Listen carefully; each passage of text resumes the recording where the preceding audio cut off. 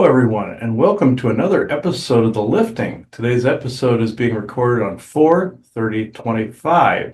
This is going to be another Q&A episode, folks. I know we're just rolling these out, but before we go into anything, I now open this circle to true benevolence with no conflicting agendas as of this moment in time. So, Joanna? We are all one, and when one is harmed, all are harmed. When one is helped, all are helped. Therefore, in the name of who I am, and I am one with all there is, that only the highest good be done. We pray for you, your friends, your family, your loved ones, to let healing energies in. Let them love you and nourish you and bring you to your highest good. We ask for benevolence now to come in with no conflicting agenda so that we may have this conversation today and in great understanding. We also ask for malevolent or mischievous beings to be swept away now so that we may have this conversation in peace. And with that, and with great blessings that we always send your way, we say, so be it. And so be it. Okay, I will give the affirmation and blessing. This is going to be an interesting one that came through on. This was at the beginning of the month when I first wrote a lot of the questions. This shows how many of them came through, by the way. To the fallen of us, to the righteous, to the noble, and to the lost, know that you are being seen, honored, and most of all, remembered. In name on earth, not always. In name in life beyond, forever. And that was a channeling of Major Audie Murphy when he came through. We're getting more of these celebrities, folks. He was a Hollywood actor, and also was a major in the army. So yeah. So this is very interesting. Okay, I'm this first part that's going to have a movie link with it. I am not going to show the entire clip. It's a 5-minute clip. You can watch this yourself.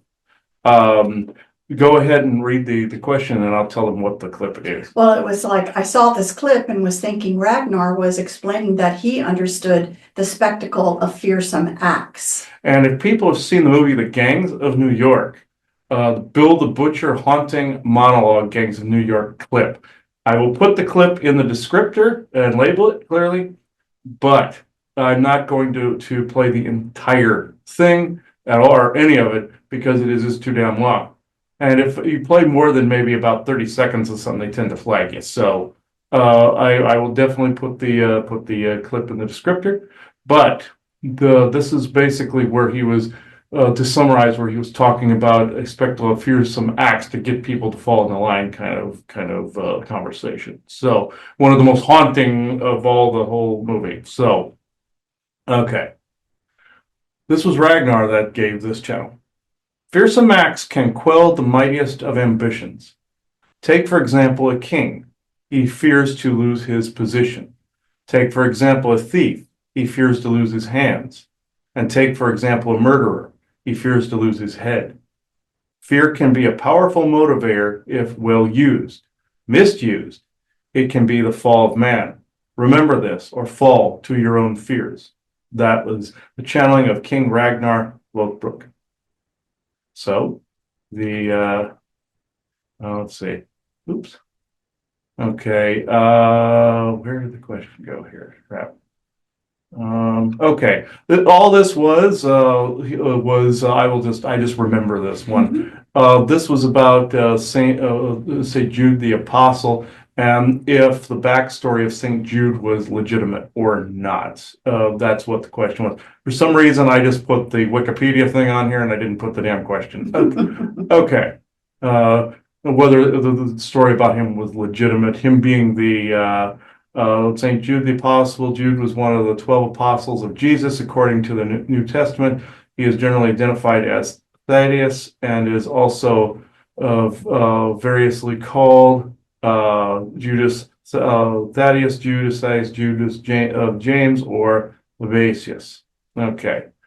Okay, this was from Ragnar. He was fairly brutal in his answer. So anybody that knows about what I'm about to say, well, you're ahead of the game. So he went straight for the jugular on this one. So I'm sorry to say that the backstory of St. Jude of Thaddeus is simply not true. The Romans came up with some names for saints while others came in later. The origins of this are not as they seem. These 12 apostles, as the Christian religion refers to them as, were only children at the time of time being tendered as well as warded by the Roman Empire. At the time, they created the religion in order to run drugs as well as to run children.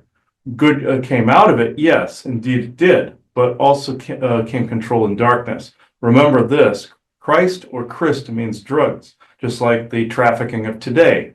This happened to them too.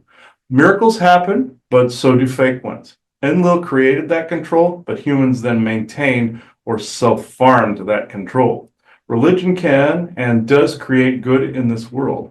Margins for error, as you all say, but it also can create a dependency to a higher power and lead one not finding the higher power from within. This is all that I can say on this subject. Next question, Ragnar. All right. This is going to be, this is more of a comment than a question, but okay. Says I'm at a music park right now, and I feel that this one pirate jackpot game I'm playing is related to ET somehow. I don't know if my instincts are correct, but I did want to share with you before I lead back to my home. And it's a picture of a amusement park game or a like a slot machine type of thing at a casino. So okay, here's more. Okay, okay, did it? Oh, okay. Here is the answer to this, and it looks like it was a two-part. Okay. They all are related to ETs. For one, gambling came from the GF2, but also came from the Outer Rim worlds depicted in your Section 31 Star Trek movie, whereas there are areas outside the Federation that have gambling, drinks, prostitutes, etc. Just like in DS9 at Quarks with drinks and holosuites, and in Picard with Seven and the Rangers. This is all for now. Ragnar, and then he came back a little later and did another one here. So there are aliens known to be those who patrol casinos along with Draco and others that wanted to become the embodiment of the concept of addiction. But the catch is becoming a concept is wrong because of the fact that it is a form of de-evolution. For example, if you are a man and then wish to regress into a gelatinous life form with no brain, then you now lack the evolutionary traits to wipe your own ass. See what I mean? He knows these aliens as Telarians, but their actual name is a form of Rigelian. Not all Rigelians are like this, just this bunch of retards. Ragnar. Okay. What else? So there was some disclosure in the media references, Doctor Who, Star Trek DS9, Star Trek Picard Season 1, and Star Trek Lower Decks.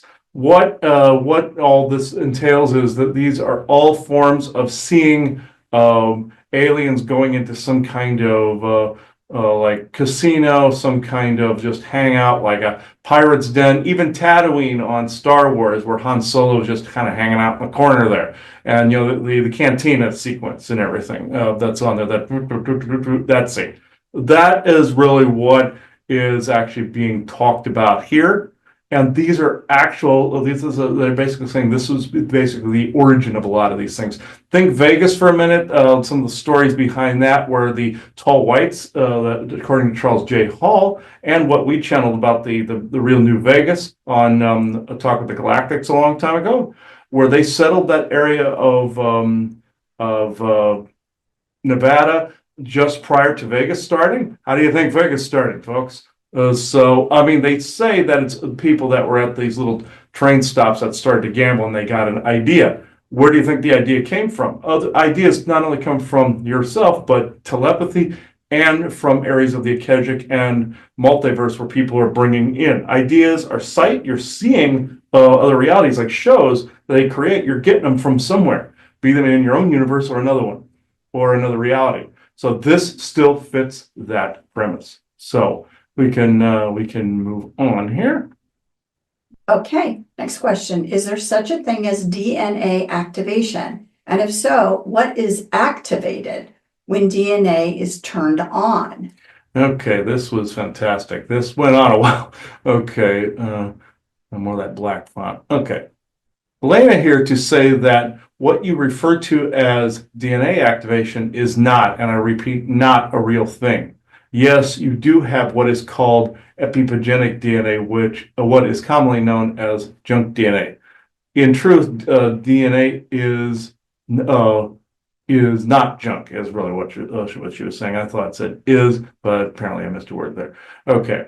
It is all being it is all being utilized by the body, mind, and soul in some way, shape, or form. There is no such thing as awake and asleep.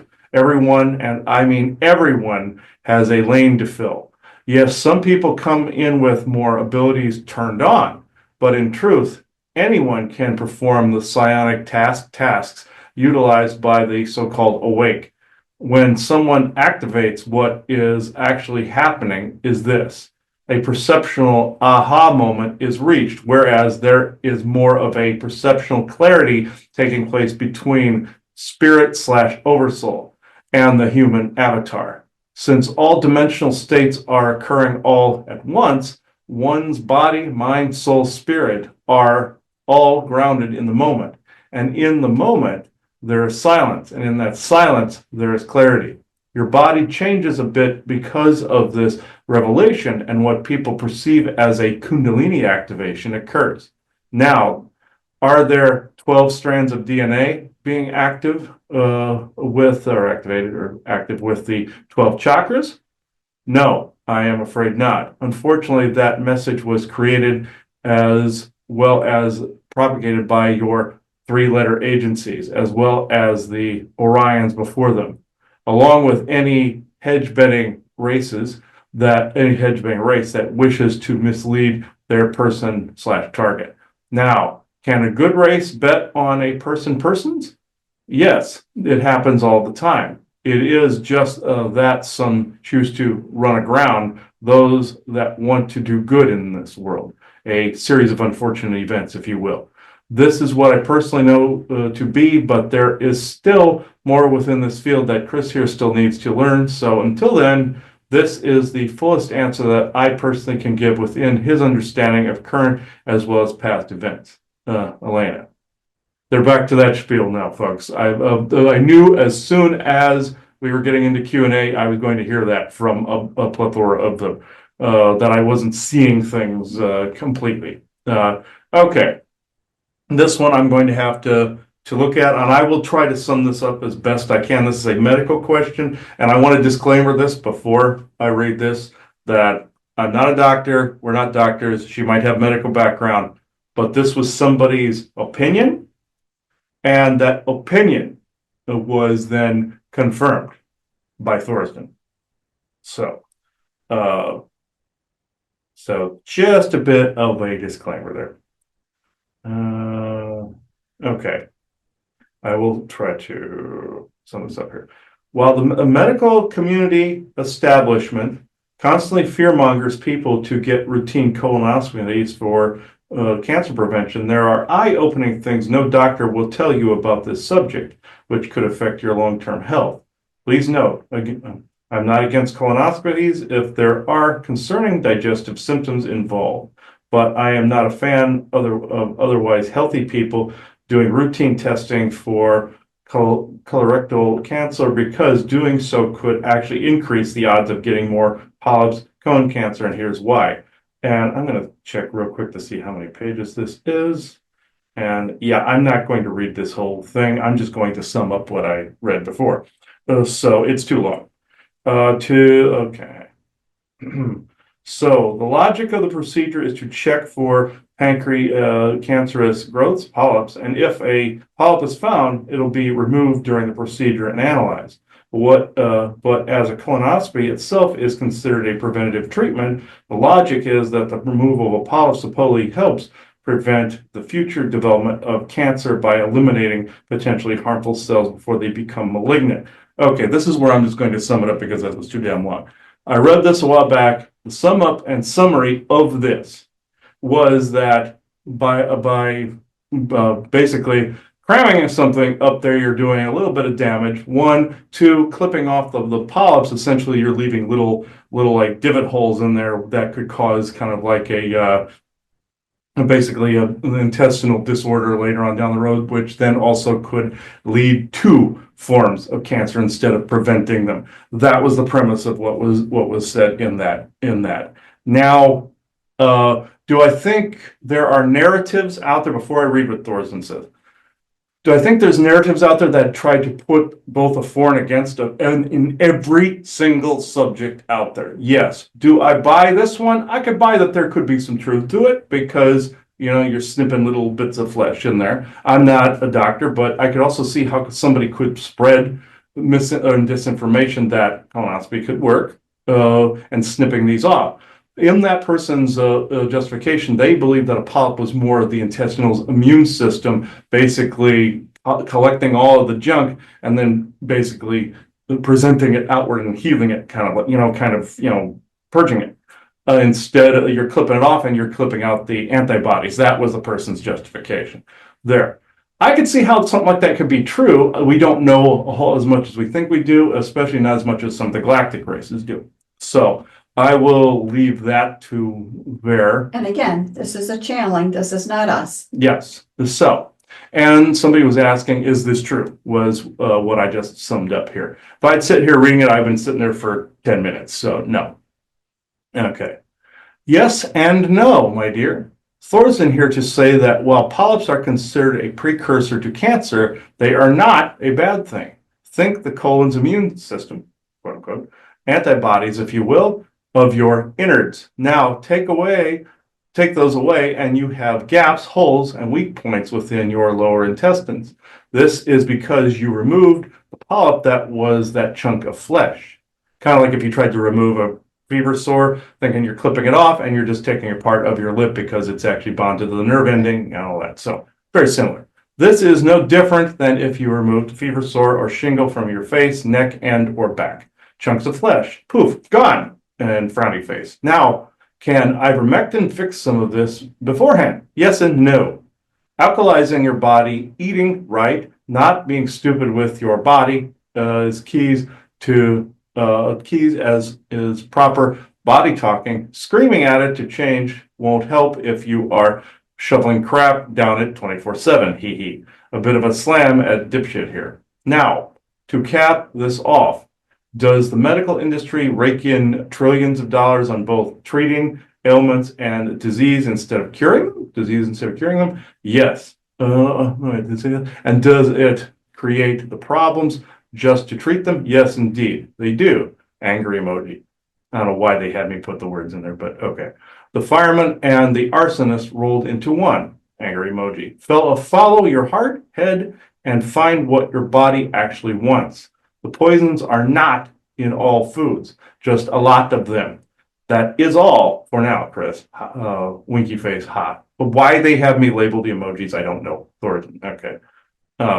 Okay, this is actually quite interesting, and this was actually a short one. There was some berserker mushroom disinformation that's out there, and this one I'm more inclined to believe. Basically, the AI overview is they were asking, is the berserker mushroom real? And the AI, these are all programmed by people, folks, if they want to spread disinformation or truth. You got to remember this. So these are made by people. AI overview. No, there is no concrete evidence that a mushroom called berserker mushroom exists or that the Vikings used a specific mushroom to induce berserker rages.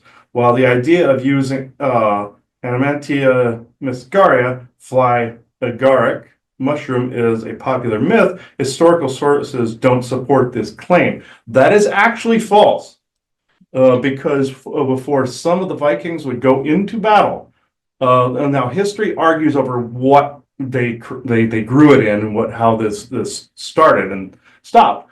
But before they would go into battle, some people believe they took a bunch of the mushroom, became violent, and just killed everything and burned everything on the ground.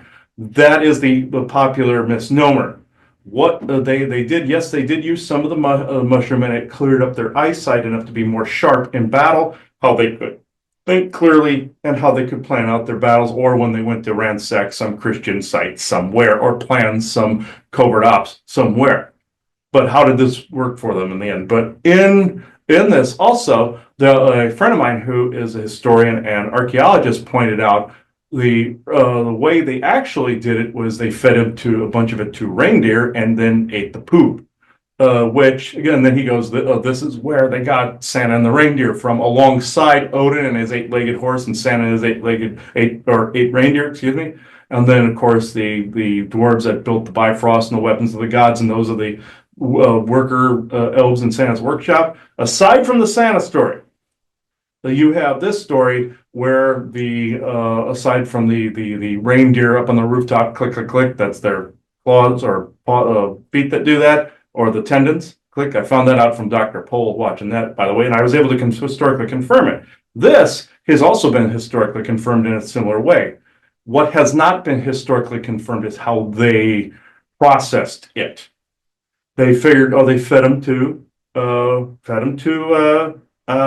reindeer, and then he ate the poop. I could see that because a friend of mine was saying that the mushrooms were far too poisonous to eat in their raw form. And if you did, then you would go kind of insane. So I could see how the other story people thought was true based on what they knew of the mushroom. Now, I've used the pills, the 500 milligram pills, to sometimes, before sessions, and it tends to linger too long. It's a little too strong for me. That's me. It might suit other people. Does it work? Yes. Can it also be considered a poison? Also, yes. But the fact that they say there's no concrete evidence of either argument, that is false. Because there is a for and against. Of course, they would say something is 100% poison if it was good for you, and also if it was bad for you, of course, they would say it's 100% good. In this case, they've said neither. So this should tell you that both explanations, of course, if you over excess on something, it's poison. If you underdo something, it doesn't work. And if you ever found out that it was actually processed through reindeer intestines, you probably wouldn't touch it at all. So this is why you have this dubious explanation on the AI chat GPT. So we see. All right, I think we can end that one here. We can go to the next one. Okay, the next question is about the pyramids. It says, this person says, I believe there is nothing physically under the pyramids as they are showing column and such in the animated videos. I think it is energy vortex. If you can add to this in your next Q&A, much appreciated. Okay, I found that's interesting. This is after what was being shown under the Great Pyramid.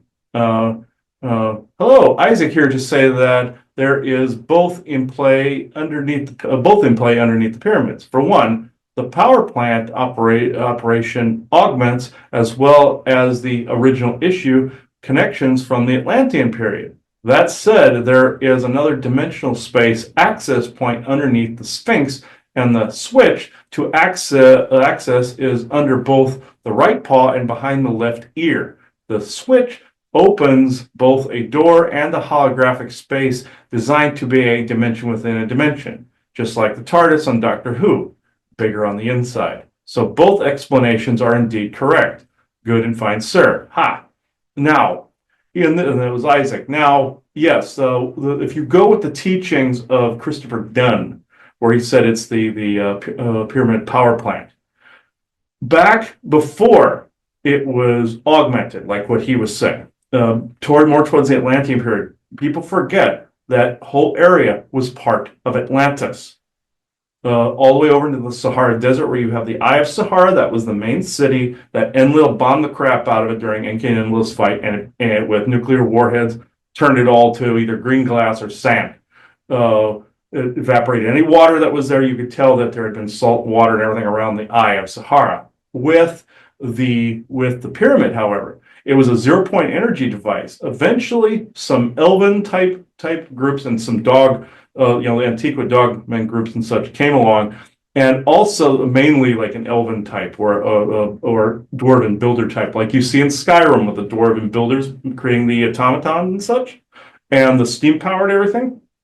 This was in the age of Atlantis, the earlier age. You had like things like the Antikythera device and all this other stuff. You see the gears and everything that you see in the movie Aquaman. Now, you also had some 0 point energy devices, like the pyramids. Later on, when another group came in there to try to augment it, they turned it into a hydrogen power plant. They tried to augment the power grid to try to bring it back up, to try to repair it.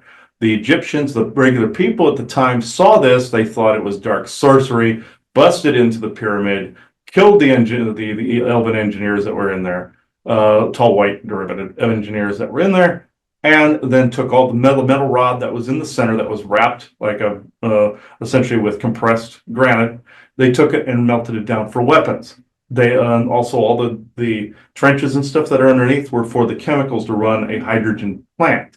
They basically then caused a hydrogen explosion in there, and that's why it's scorched and burned on the inside.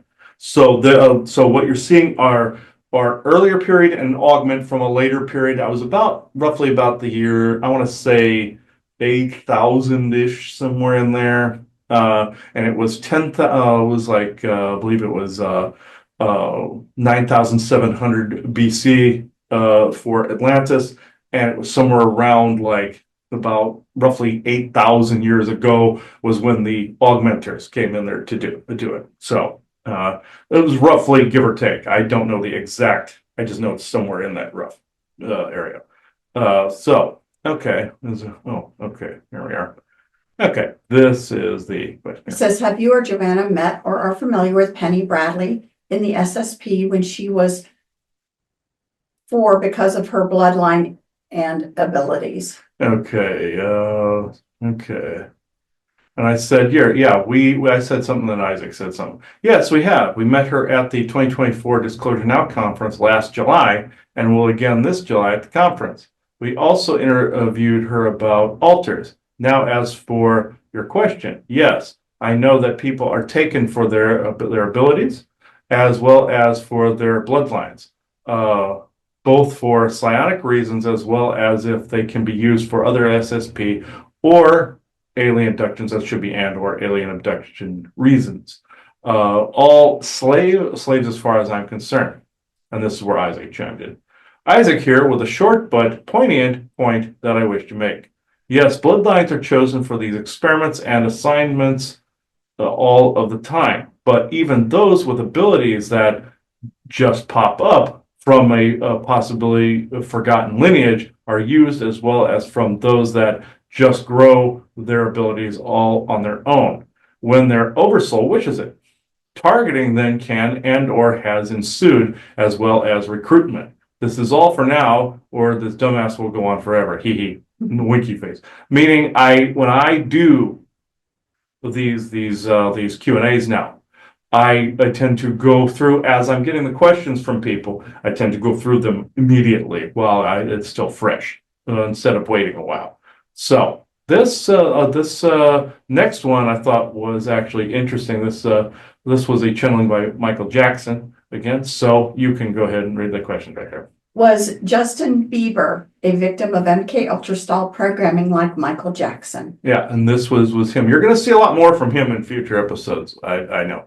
So, yes, dear Chris, Michael Jackson here to say that he was, like me, influenced this way by Hollywood. Kids are groomed early. The talent is both subverted and a cover for the horrors that occur there. I can go further easier in opening channel for this, but I hope this helps get more of this information out there. Thank you and God bless. Channeling of Michael Jackson. So he now acts like Isaac and winks constantly. So we will go into the crap. Well, okay, that is going to be. I got to check this real quick. Okay. Okay, yeah, this is going to be just, you can read that. I'm reading all of it. Yeah, reading all of it up to I'll show you where the answer is. Okay. Says I did purchase an object on eBay that has the description haunted doll, active spirit, positive protection, kind item named Punka. and it says, warning, authentic haunted item, please read. Name, Puka. This is the spirit of a sweet 6-year-old Tommy, but people call him Punka, a nickname a friend made up for him while calling him silly names like Funky when he was being funny. Play some old school music, try anything. He will dance and get funky. The energy in the room will change. It is a protective dance to keep evil spirits away. His nickname made him feel loved, and he always brought good, fun, goofy energy to everyone he came into contact with. I found Puka at an estate sale and felt such a warm, childlike, and playful energy. He was just a child when his life was taken. From what he said through Spirit Box was a shot he got that put him into shock that seemed to be in the 1970s, 80s. Puka has beautiful wavy brownish and blonde hair and dark green eyes. He said he loves the movie Casper and the Halloween holiday, which is why he decided to attach himself to this doll. He just thinks it's so unique and fun to be scared every now and then. During our session, Puka said, "You're an amazing keeper, and do you love me?" which sometimes breaks my heart. He's so sweet and loving. He loves to be held while watching cartoons and scary movies. He loves when kids dress him up and pretend. You will smell sweet candy when he enters your home. He will move the candle flame if you light a candle for him. Puka misses his parents and other children used to play with him in the neighborhood and looking for a family to take him in as his own. He gets along great with other children's spirits here, and he really loves animals. If you let him, he will protect you with all of your heart from other dark and evil spirits. He's extremely loyal and will make sure your light is not harmed by evil. Puka is super active and will talk to you through dowsing rods, spirit boards, orbs, and spirit boxes. This vessel is uncleansed. Light a white candle, burn incense, and give a small presence to welcome him into your home.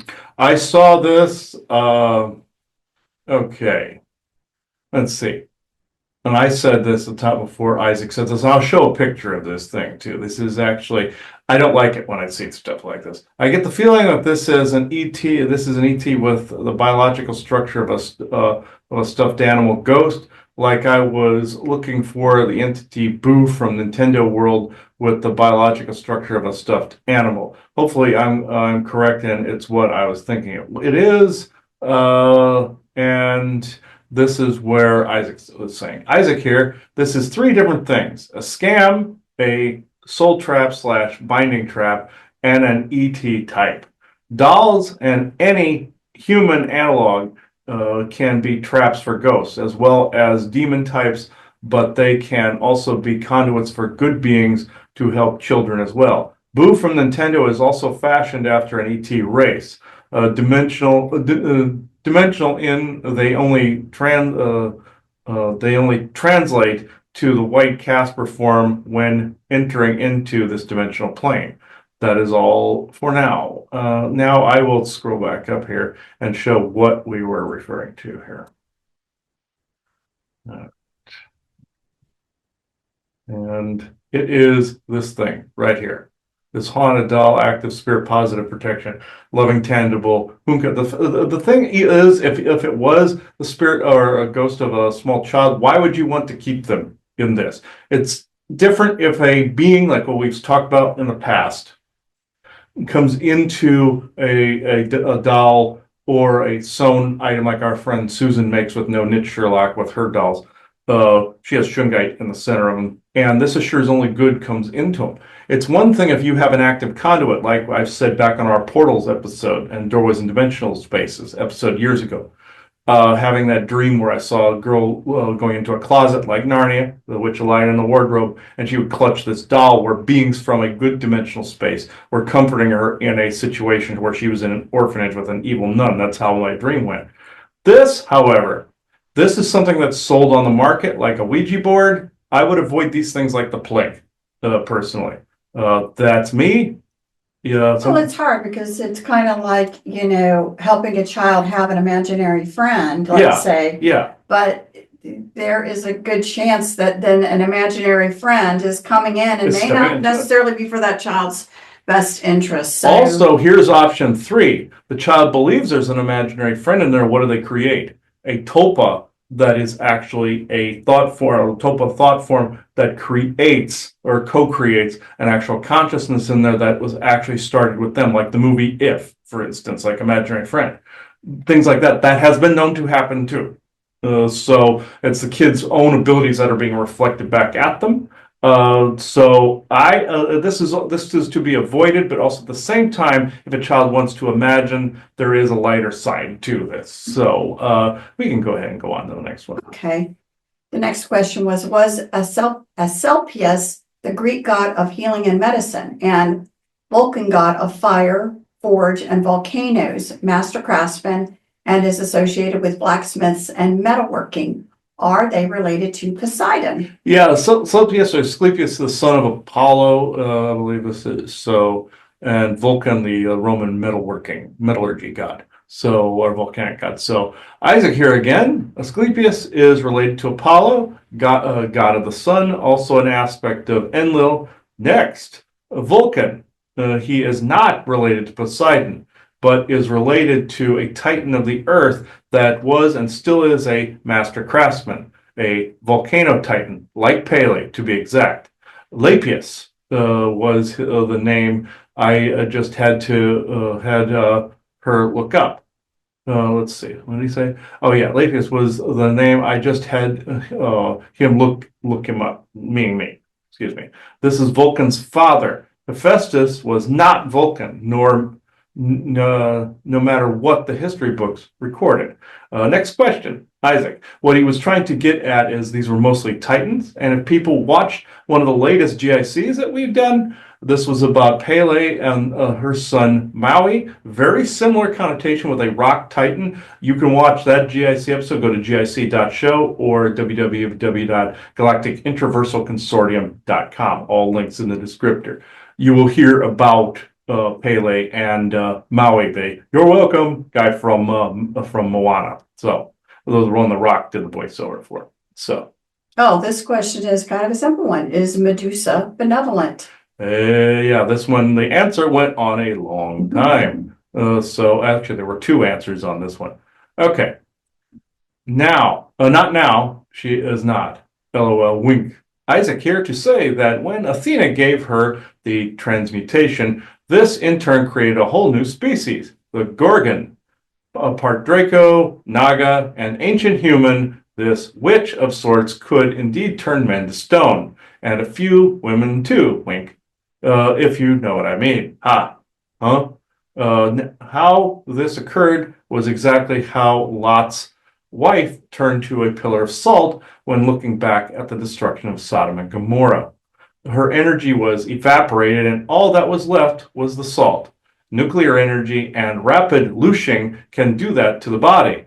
Medusa could do the same, but with her eyes. If you look at a nuclear blast, that alone could kill you. So at least, or at least blind you. But look at through the special. Look at it through special goggles, or even a reflection in a specially made shield for Perseus, son of Zeus himself, and voila, protection.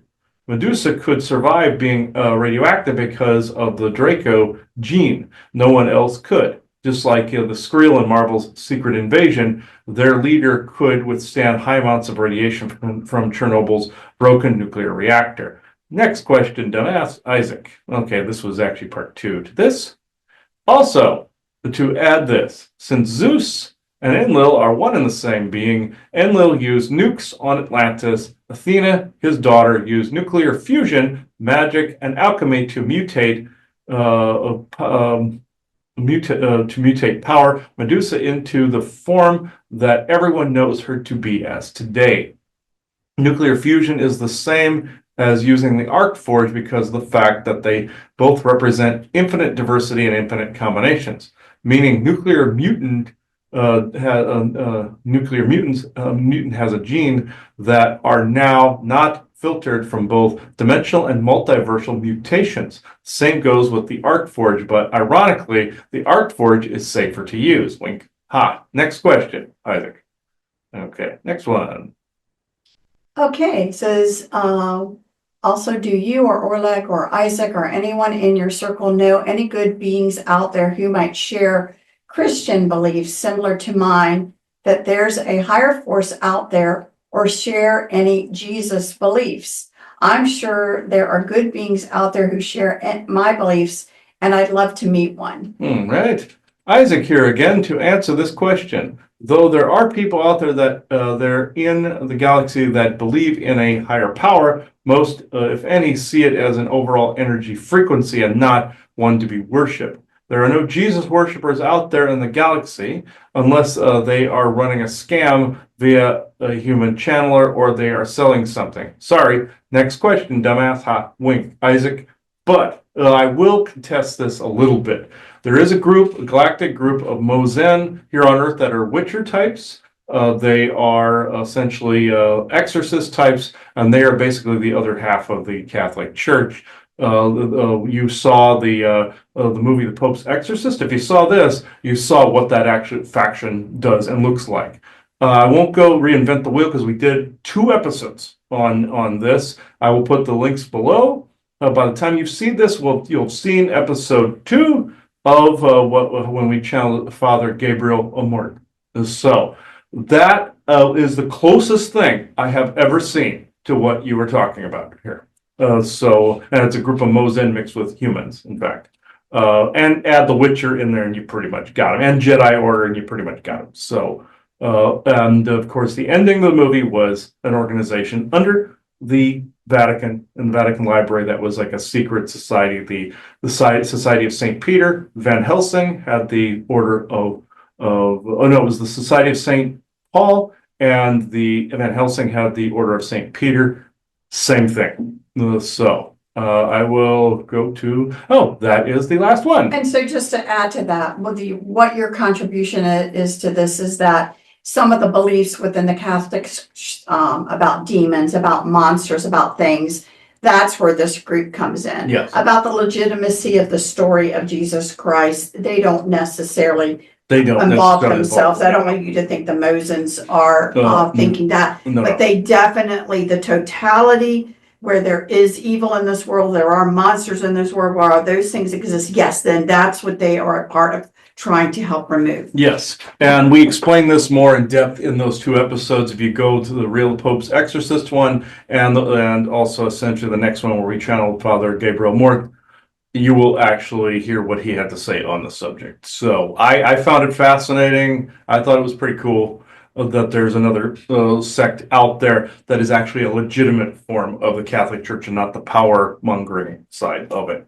And the pedophilic side of it. I thought that was very interesting. So now I'd like to know this is where the galactic contribution came in. I wasn't paying attention, noticed it was right at the end already. So, okay, I'd like to know who is the guy or lady that is going to channel for the end of this episode. Let's see. Oh, it's you, Isaac. Okay. Yeah, you answered several of them.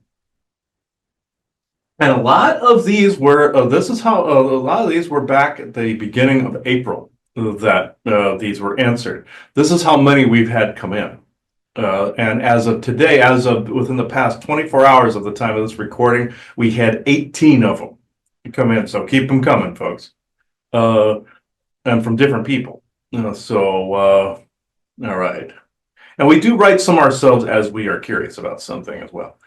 Or want to confirm something. So, Isaac, you are more than welcome to come in now.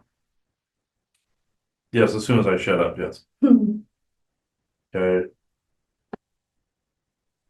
Why are you using the middle finger thing to talk? Okay. Yeah, let's see.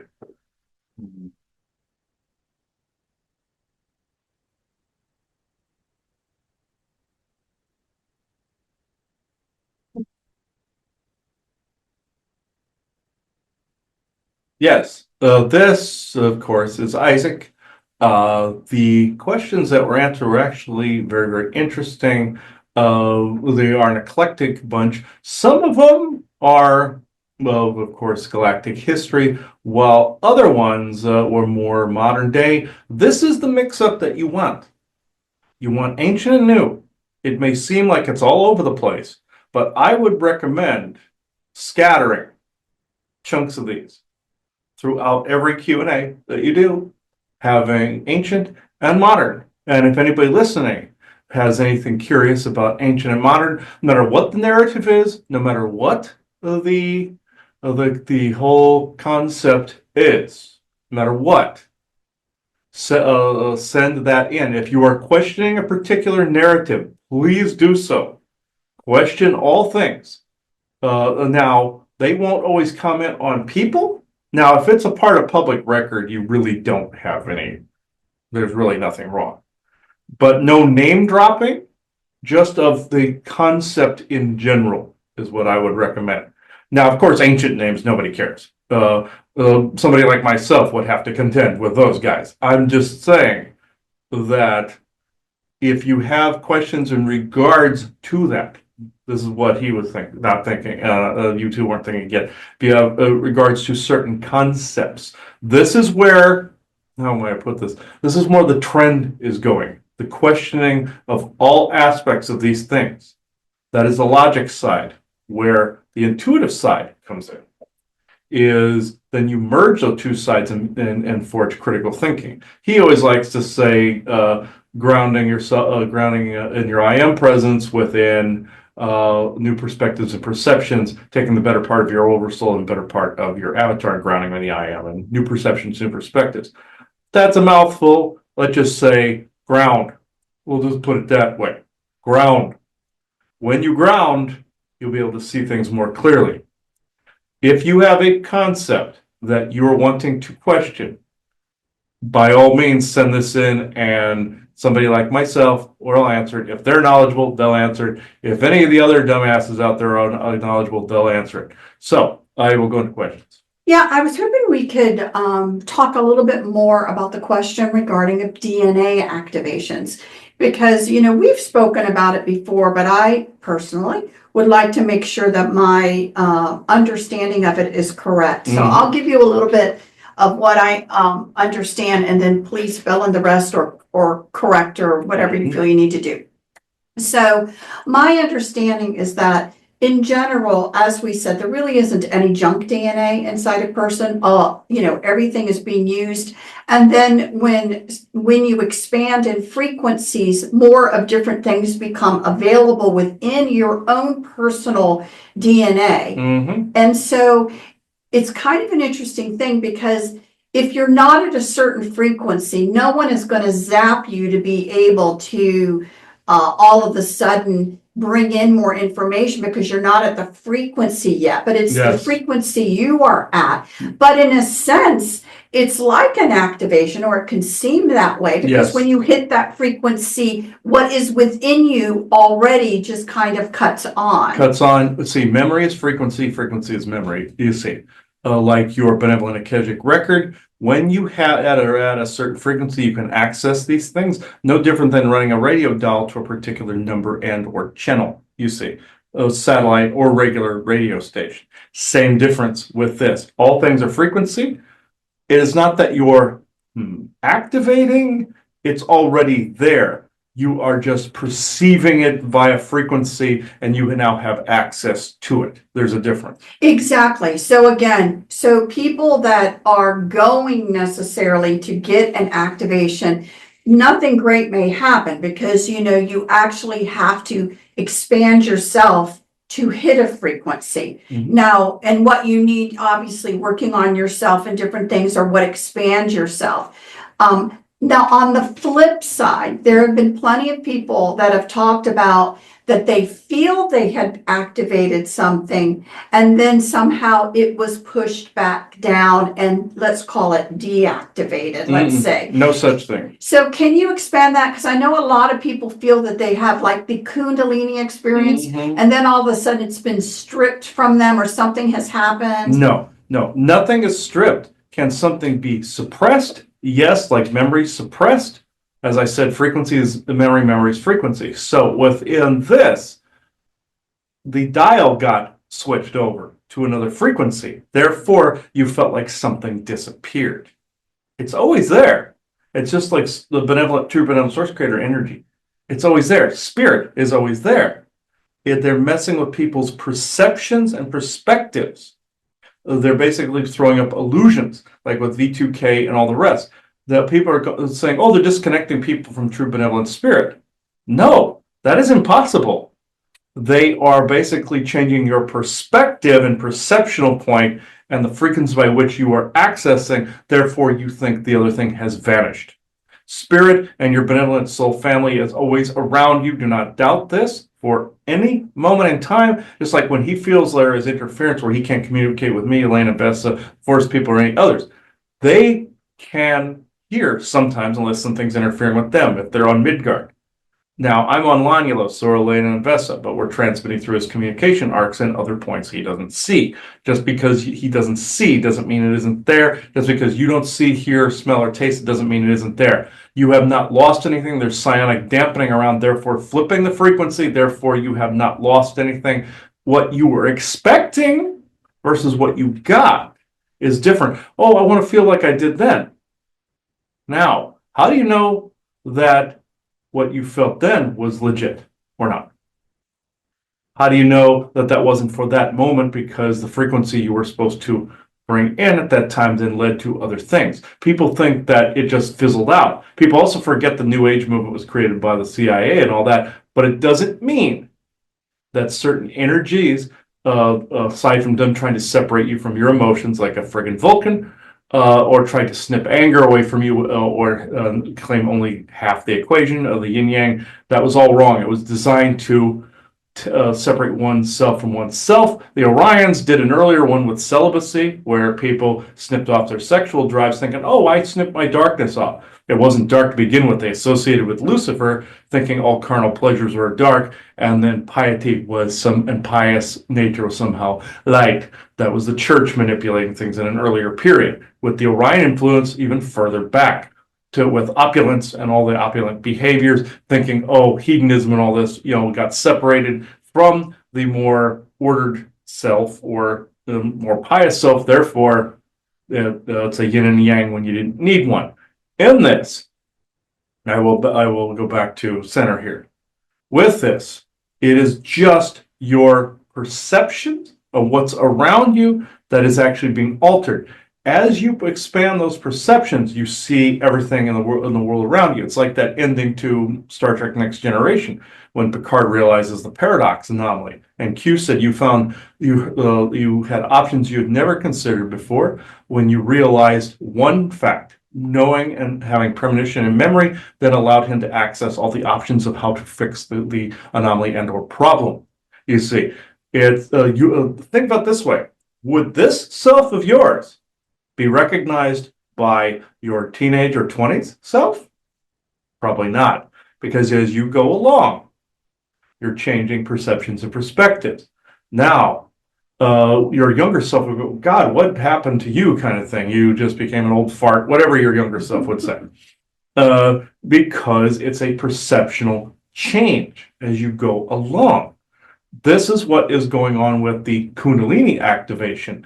You are hitting a perceptual change. You are also remembering a frequency of which you were in somewhere else. You are bringing it here as you're accessing your multidimensional self, which sometimes that's not necessarily a good idea in some areas because you could bleed things through from the multiverse you don't want. But aside from the hazards, accessing spirit, accessing that what people call the oversoul or higher self when it's all technically here all at once is actually a good thing as long as you're not accessing some creepy dimension somewhere. Same goes with past life, both rewriting and also past life mirroring. Maybe you don't want everything from that period.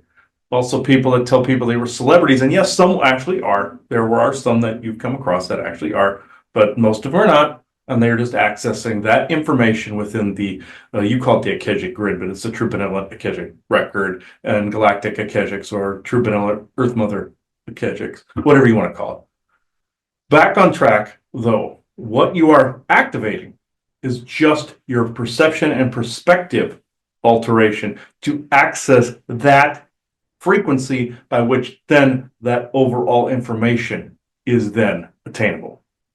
So I'm going to ask some questions to clarify because I've heard so many different things about this, and I am not an expert. I just listen to what people say.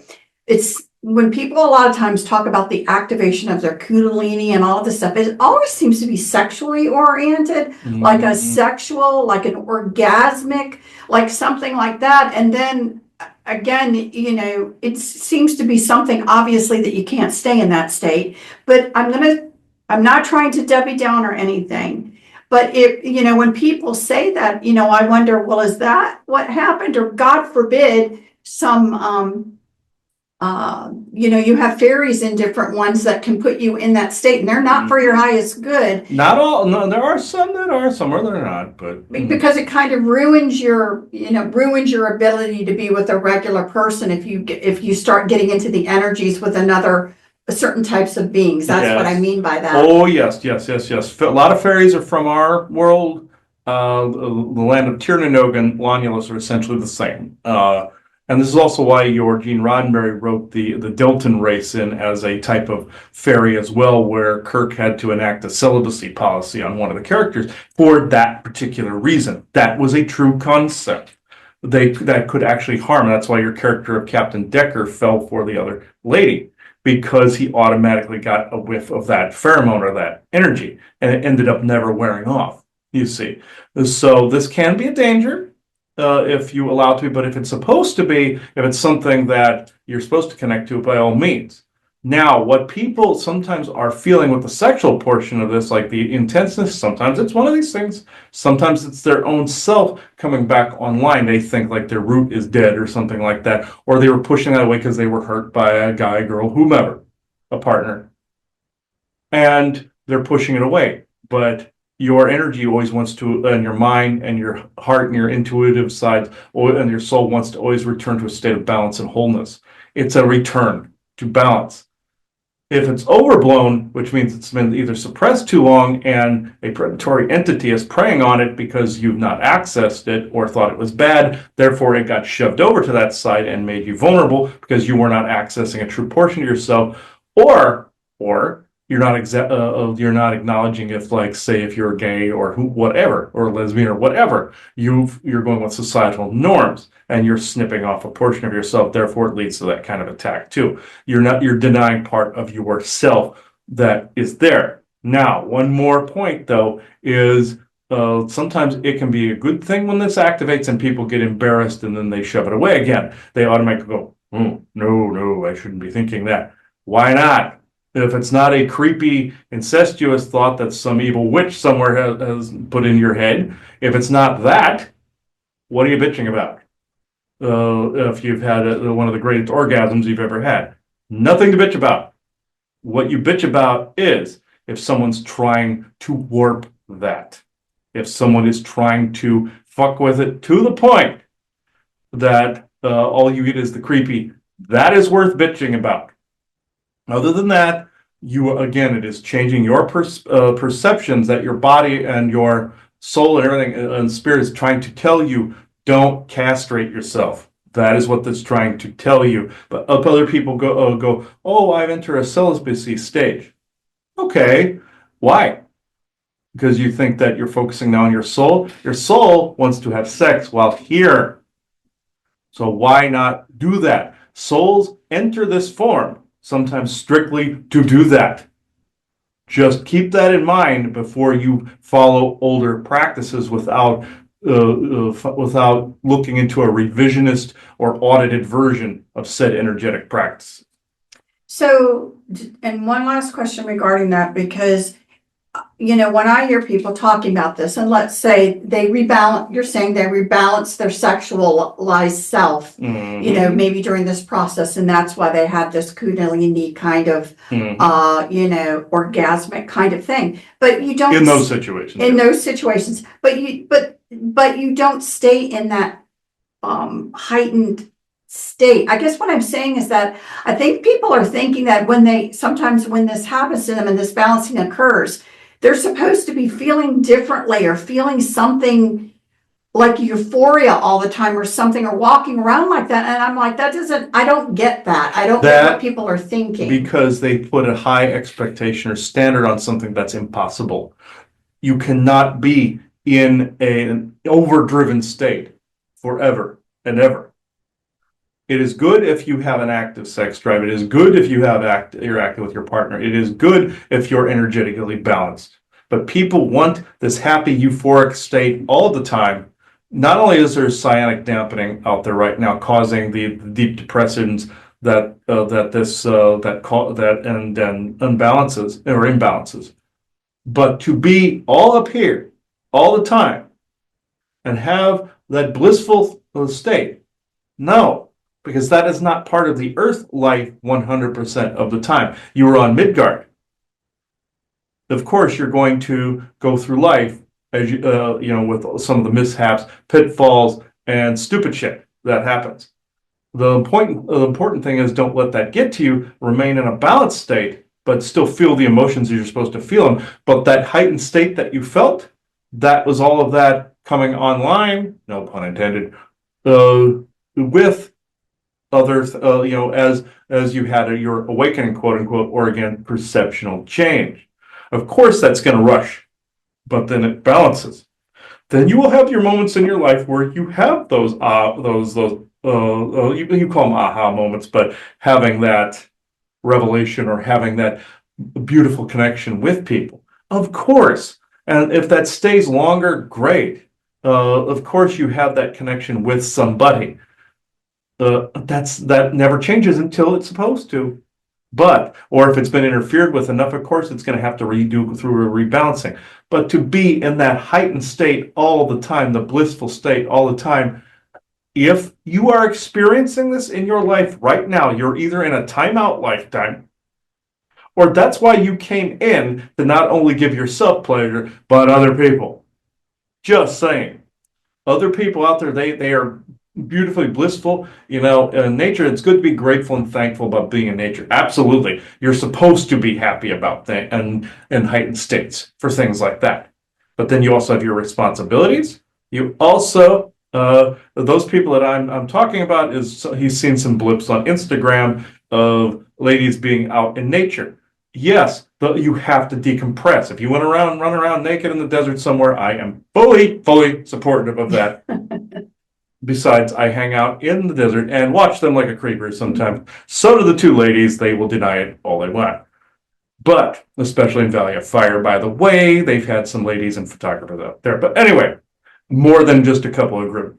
Anyway, good, beautiful place to do that, by the way. But with this, and there's aliens watching them all the time when they do this shit. Just trust me. There are peeping Toms watching and going, hundreds of them watching them. They are never alone out there. Even if you and one photographer out there, never alone, ever. Just point of fact if you guys are listening. But I'm just saying, of course you have to have a decompression time, or as you go insane, of course you have to do all of these things. But you balance this with the rest of your life. You're just seeing the points in their life where they're rebalancing. If again, or decompression. If again, this is all they do through their whole life, they either have a timeout lifetime, or that was the purpose by which they came in to either give themselves pleasure, or that everybody else could just watch them prancing around like a naked fairy. Again, not slamming it. I'm just saying that's usually how the energetics and the energetic balance goes.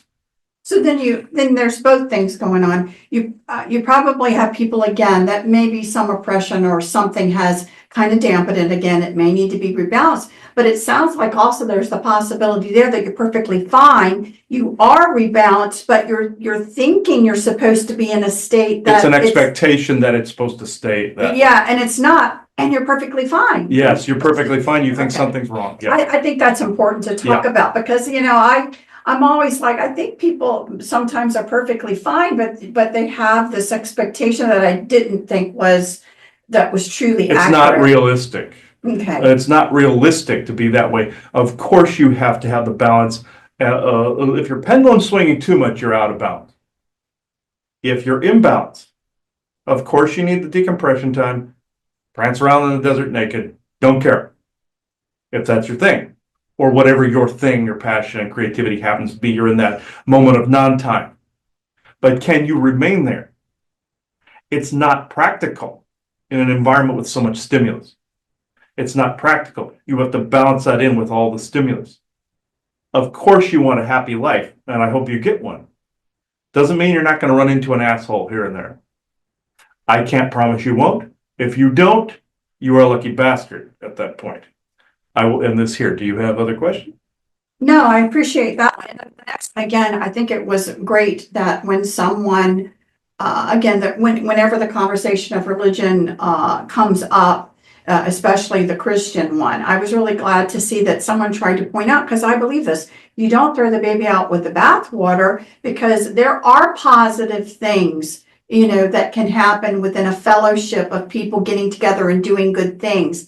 They may be doing it under a religious header, but I dare to say that probably they would be a person who would do it anyway, whether they were under a religious header or not, because they were just decent people doing good things. So I'm actually glad that I don't remember who responded that way, that was said. But I do wanted to clarify that that was said in just your perspective, that out in the galactics, there seems to still be the question of fitting in some sort of higher power, higher source, higher something. It's not just relegated to people on Earth who are seeking, it seems to me. So I just wanted you to kind of respond to that. Yes, yes, of course. The church will. It doesn't mean, of course you've heard the Sylvia Browne prophecies. Oh, the church will collapse. You've heard this since the 90s and the 80s and 90s.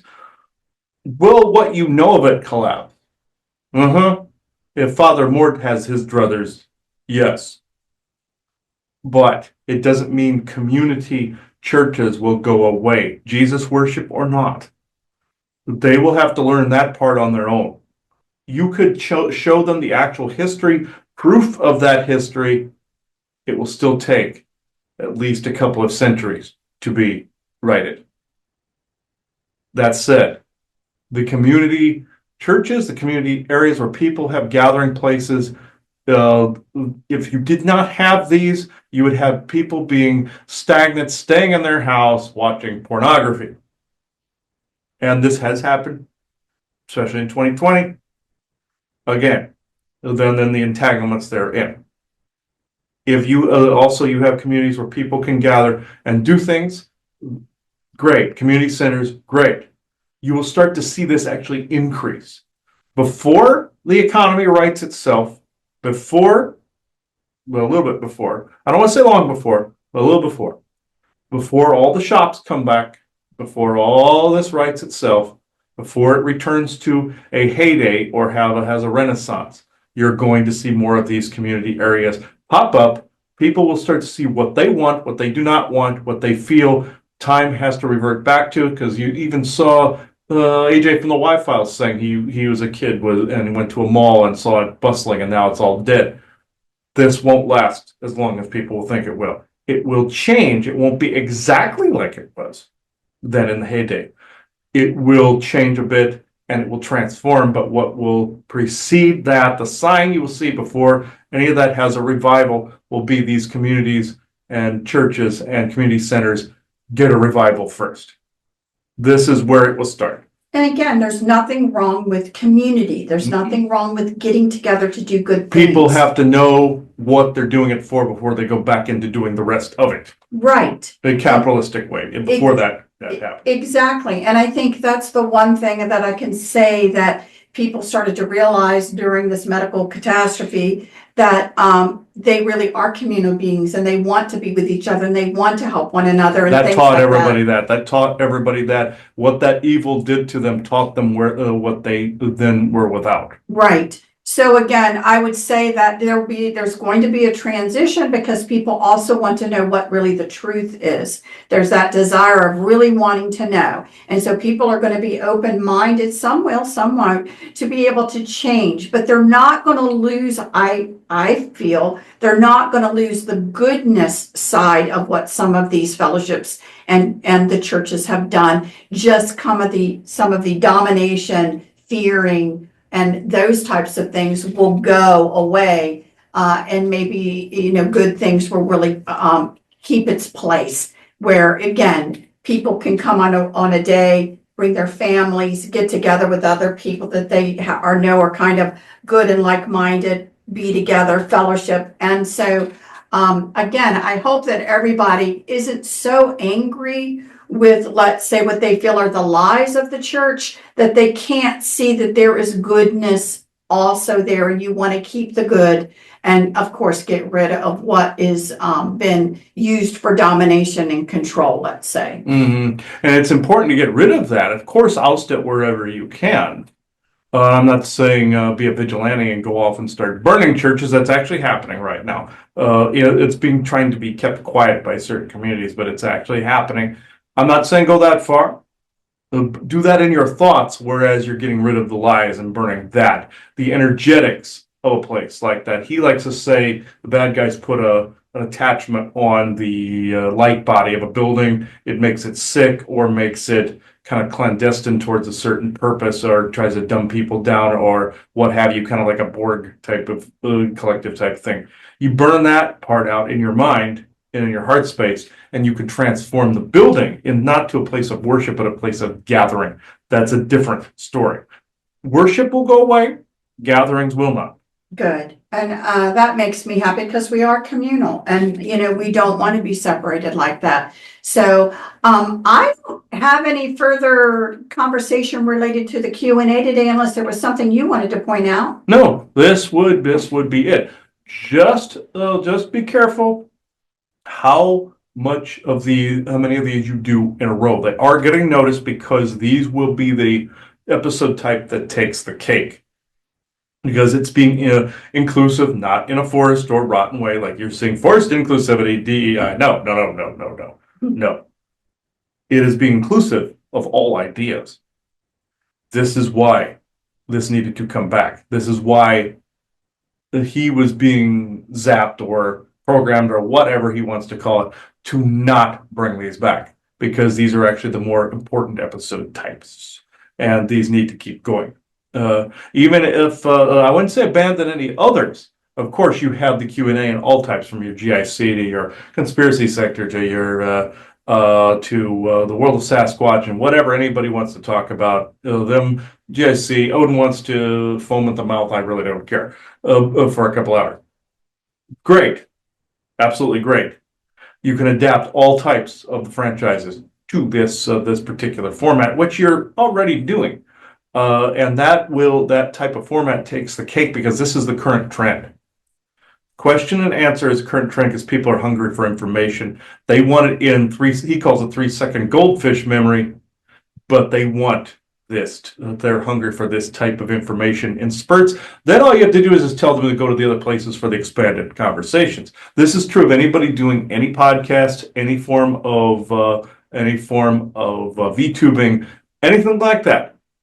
This is how it's done at the moment, and then you expand on those ideas. So I'm pretty much done if you don't have anything else. No, thanks for joining. All right. Thank you, everybody. Bye-bye now. Okay. Yeah, he's actually right. I've done a ton of these. You've seen a bunch of these Q&As, and I am going to start adding some of the Ghost Box stuff in there. I am also going to make a Sage Rumble to put all the Sage history stuff in there, and of course, I'm going to add to the Conspiracy Sector website. I'll put a link on the Conspiracy Sector or conspiracysector.com for the Sage material. But what I'm going to do is, I've been trying a new experiment when we're out. I'm trying to do some Q&A with the Ghost Box and seeing if I can get something to match up there. Don't ever do it in your home, though, guys. Never. No, never do it in your home. Do it far and away in historical places. Go anywhere and do those. Just not in your house. or anybody else's house. So, I even did it in a church once, so I'll have to upload those videos at some point. So, I don't know if you have anything to add, Joanna? No, well done. Okay, so thank you everybody for watching this Q&A episode. You'll probably be seeing this at some time in late May, so mid to late May, and this is being recorded on 4/30/25. So, thank you everybody, and I now close this circle within true benevolence with no conflicting agendas of this moment in time. So, thank you everybody. Bye-bye now. Also, I do want to point out there was something that was also mentioned in that episode with Brian, Rob, and us. And also the Q&A as well about the psionic focuses. The Q&A you saw before this episode aired. There is a Star Trek Discovery reference that actually fits this to a T. Something happened in the secret space program. Some children were taken that had emotional outburst type of destructive psionics, majorly. Now I'll get to the Star Trek reference in a second. They were taken to the moon in this pyramid that had these honeycomb like segmentations in it, and this was a gigantic psionic enhancer. They have psionic enhancers. ETs have it to talk. Isaac, Elaine, and Vesa use it to talk. That's what they have the communication arcs for. And also, some races can put an implant in your house so they can wear a hologram, like the holographic doctor in Star Trek Voyager, and can come into your property and talk. Billy Meyer ran into the same identical thing, so have I. So, what ended up happening is these children, whenever they would see an enemy combatant, all they'd have to do is see it. They'd go, "Oh my God!" Boom, and that person's planet, space station, and or moon would be dust because of a psionic resonator that big, using the power of the moon ship and or the Death Star moon ship that / Soul Trap. It was converted into a Soul Trap, but it was one of Odin's commissioned Death Star defense weapons for the solar system during the creation of the Nine Realms and shielding the system from the subsequent Orion invasion and eventual Ragnarok that took place. It was assimilated by the AI of the Orions, and they converted it into a Soul Trap.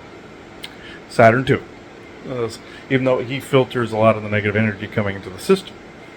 Now, how is this relevant to the Trek reference? I'll give one more thing. Joanna was one of these people. And what ended up happening was she was looking towards me one time. This was before we came physical contact with each other. This was over email and over phone. There were Draco that were bugging me one time. And she automatically saw in her head these Draco sitting around a council table. And all of a sudden she just had this visceral PTSD reaction, and then poof, and they were up in a purple whirlwind and tossed into another dimension. Needless to say, they were pissed.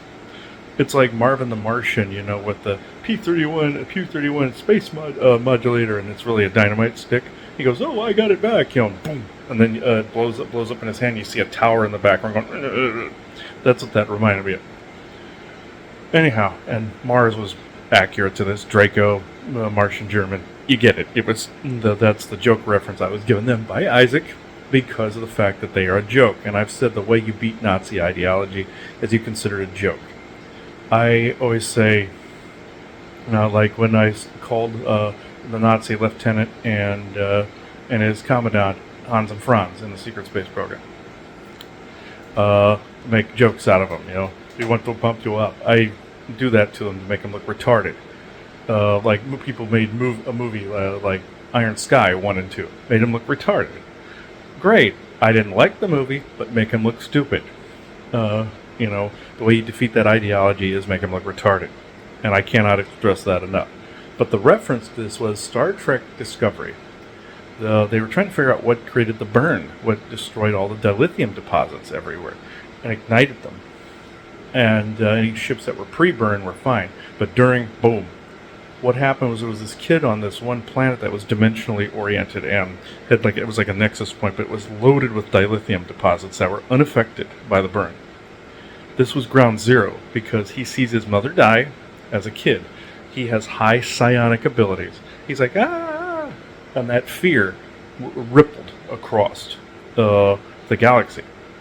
and to every Federation ship that was at warp. They went boom, millions of people died, and that was the Great Burn. That even though that was a real event that took place, they were talking about galactically during a war. I'm figuring, yes, it's dealing with psionics as well during that time, and people's souls that existed then were also used in the secret space program to do the same thing for warfare, psionic warfare purposes. I just had that validated. So this is where that connection is. So basically, everything everywhere all at once is happening all at once. You find the soul that was once there, you can use them for this. This is why Joanna and I made the point in a show saying souls that were around in World War I and World War II don't want a World War III and have come in to try to avert a World War III or like a eugenics wars in Star Trek. So, yeah, the rise of like Khan and ill genetic mutations like that. The greater the intellect, the greater the ambition kind of thing. Superior intellect breeds superior ambition. Trying to prevent things like that. So that's why I wanted to bring up. Also in the Q&A show was brought up the thing about the green nanovirus or the green smart dust, the glow dust. Insectoids have smart glow dust, and this is why when I was ready to be, when I was about ready to get sick in 21. I was in bed at night with Joanna, and I heard, we both heard in our heads, basically turn our backs to the walls. I did the opposite and turned my face to the wall. All I heard was, and that was a clue that in a different frequency there was an insectoid, or a couple of them in the room that were pissed that I was able to defy their telepathic commands. The Force people call them dreaming bugs for a reason. They do dreamtime violations and invasions constantly. So, at least the bad ones anyway. And I turn around, and I'm hearing, I hear this from the insectoids, got them out of there. A little while later in the week, I see a green, like, glow dust that's barely visible to my eyes, filtering through the house, like a smoke. Or like dust, like if you dusted something off and it was like, and you get dust particles in a sunbeam. Like I would annoy Joanna with my feet and click my toes, and rub my feet together in a sunbeam, and she watched all the skin cells go everywhere and she got grossed out. It's like that if somebody would do that, see all the dry skin cells. That's what it looked like to me. Or like glitter, like the smart dust is in the chemtrails. And also all the other chemicals like barium, strontium, aluminum, all that shit they put in there. Even a virus that causes people to be overly thirsty, so they will constantly drink the bottled water, and therefore microplastics. So, that was also brought up in the show. I call it the thirst virus. They'll make them overly thirsty, overly hungry. There's also a fat virus out there that makes people constantly want to eat, get them fat, slow, and stupid. The poison's in the food. You know the rest. And it turns it into a full-blown addiction. So, at any rate, I was sick after being around that dust, and my Humpty Dumpty wasn't completely put back together again completely. In a slightly different configuration than when Humpty Dumpty fell from the wall and had a great fall, and all the king's horses and all the king's men couldn't put Humpty Dumpty back together again. Even though the original poem did not have him as an egg, still the analogy is sound if you include the egg portion. And rebirth, egg, rebirth, you get the whole thing. You see this like in Skyrim, you see it in Infinite, where they use the symbol of the egg. That's why I used it. Whereas Parthenix asks you in Skyrim, are you wanting the next egg to not form? And you say, I like my world the way it is because you don't want Alduin to destroy it. Or in Infinite, where Chidwell Ejiofor's character tries to stop Mark Wahlberg, and he's trying to use an egg-shaped destroyer of humanity type thing out at the atomic level. He's highly intelligent. Looks like from almost like the Atlantean era, and the two guys are two brothers like Aunt Gain and Will. I know I diverted, but these are answering the very questions that are in this episode. I highly recommend these sources to look at for this material. They have them embedded in there very heavily from Secret Space Program to Antiquity. So, and everything's all happening at once anyway. That's why the two are bridged. Just like the time travel programs like Montauk, viewed all of these things, viewed the destruction of Asgard, all of these things. They like to call it Maldek, but that word just is a reptilian word meaning mine hours. Maldek meaning mine hours. And for future reference, the word Shadrach means fuck, and Sadrasya means motherfucker. Just putting that out there. Targna means retard. Those are some reptilian or Draco-reptilian words. Just for your little lesson in that language for today. That's all I know, by the way. You get the cuss words first. But anyway, in this here, but just know that I felt this needed to be added to that episode. It is. We'll do more of these in the future. Both regular Q&A and Q&As with Brian, Rob, and other guests. So, as we do at the end of all the shows, but we can do whole shows like that as well. If you want to see more of that, let us know. So it is 1:53 p.m. Eastern Standard Time, Tuesday, April 29th, 2025. Thank you.